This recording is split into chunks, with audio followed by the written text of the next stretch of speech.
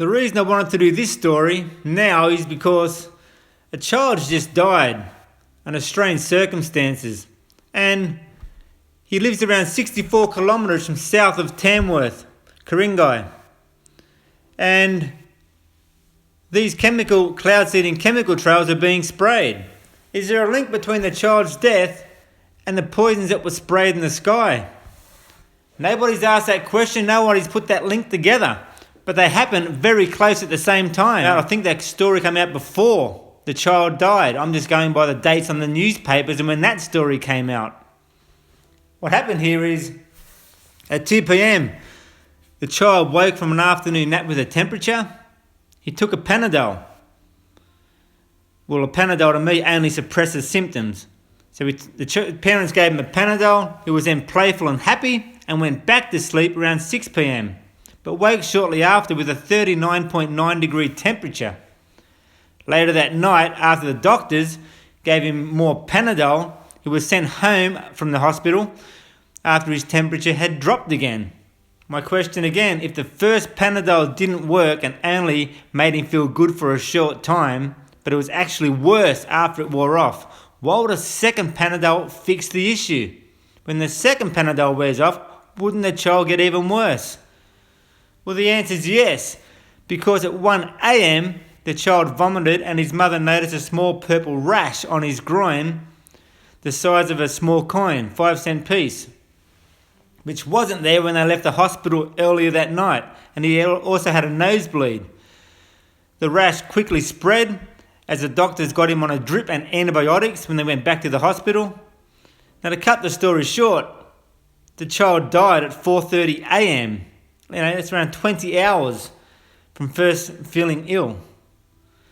The reason I wanted to report on this story is because of the story I did earlier, which I'll also link to here, about the cloud seeding chemical trails, hence chemtrails, that was sprayed, as far as I can see from the date, around the same time this child died. They were sprayed over South Tamworth, and this person lived around, as I said, 64 kilometres from south of Tamworth, New South Wales, Australia.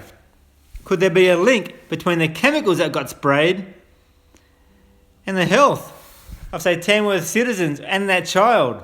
And now they're saying we need more vaccinations. Has anyone asked the question, why are we getting sick in the first place?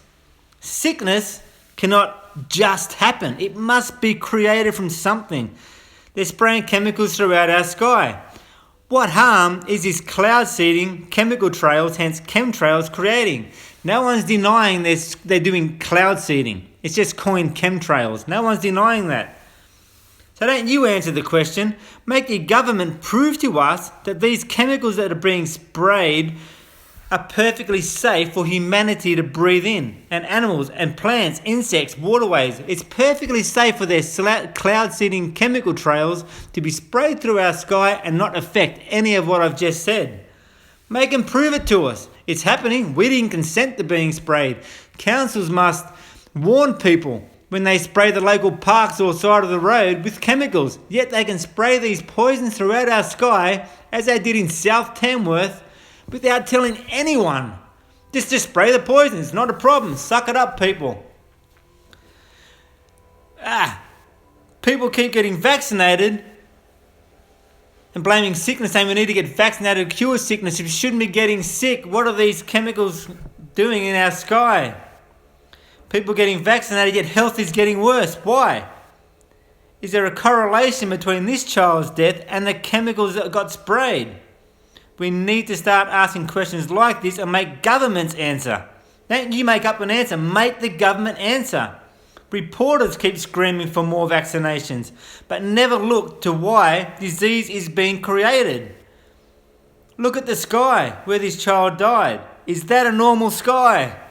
No, it's not. But we accept a child dying abnormal as normal. It's time to wake up, people. Look at the skies. Make your governments answer what is in these cloud seeding chemical trails, what poisons, what chemicals are in it, and can they affect people's health? Stop blaming the unvaccinated and stop getting more vaccinated start finding out why you're getting sick in the very first place. And just a quick message to all my subscribers over the top of these chemtrail type video clips. I just wanted to say the reason I got back on the phone because when I realised that this kid lives so close to South Tamworth who died and I saw where these chemtrails are being sprayed. I had to do the story. I just thought there was a link there. There could be a link. But my health, the reason I'm giving up the phone for a month, as I told everyone, I'm going well. I think my health is improving. I've had good days and bad days over the last 18 years, so I'm feeling good now. I'm not going to jump to any conclusions quite yet to say it definitely is the phone's frequencies that's disrupting and creating the autoimmune disorder I'm dealing with. But I'm feeling good, going well. If you leave any comments here, I will get back to you. I am going to turn the phone off, though, for the rest of the month and go above 90% not using the phone. Thanks. See you later.